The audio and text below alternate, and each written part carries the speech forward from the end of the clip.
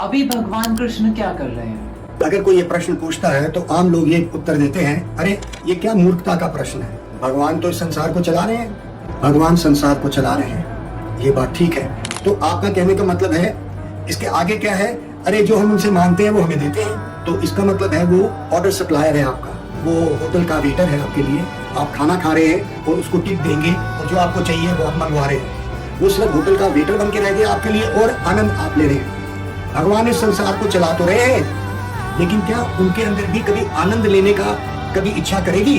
उस आनंद लेने के लिए वो ब्रज वृंदावन में चले जाते हैं। तारा जो प्रीत का डोरा, मनवा बैरी रहाना ये मोर, जहाँ पे उनके भक्त उनका इंतजार करते हैं। यशोदा मैया के मटके का मक्खन वो चुराते हैं और मैया उसको बांध देती है, तो कहते हैं वो तो भगवान है, उनको कैसे बांधती है? कहते हैं ये भगवान की एक योग माया शक्ति है जिसमें वो आनंद में लेने के लिए वो डूब जाते हैं। भाई हम उनको सिर्फ ऑर्डर सप्लायर करके रह जाते हैं कि भगवान है वो इस संसार को चलाने वाला है, लेकिन वो उस आनंद में सब कुछ भूल जाता है। ये भगवान की हमारी चिंता से परे एक शक्ति है जिसको बोलते हैं अचिंत्य शक्ति।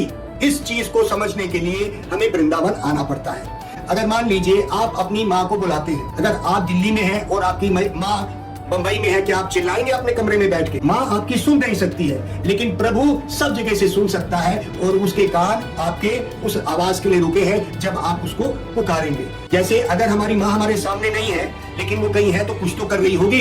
जब हमारा भगवान से संबंध शुरू होता है, भगवान से संबंध प्रेम का होता है, उस प्रेम में प्रभु अपने आप को डुबा देता है। आपके पास 1 लाख रुपया आपकी जेब में है, आप अपने घर में एक स्विमिंग पूल बनाना चाहते हैं, वो 1 लाख रुपया आपके पास है, उससे स्विमिंग पूल बना सकते हैं, अपने बच्चे पत्नियों के साथ उसमें डूब सकते हैं। भगवान की शक्ति होने पर भी भगवान उस शक्ति में आनंद लेने के लिए डूब सकते हैं। भगवान अपने अंदर से ही अपनी शक्ति को विस्तार करते हैं, गोपियों के रूप में, सखाओं के रूप में, और उसी में ही वो डूब सकते हैं। अपनी ही शक्ति को फैला के वो उसमें डूब जाते हैं। तो ये है प्रभु हर वक्त उस आनंद में रहता है, उस आनंद में डूब जाता है। जो वो डूबता है वो भूल जाता है कि वो भगवान है।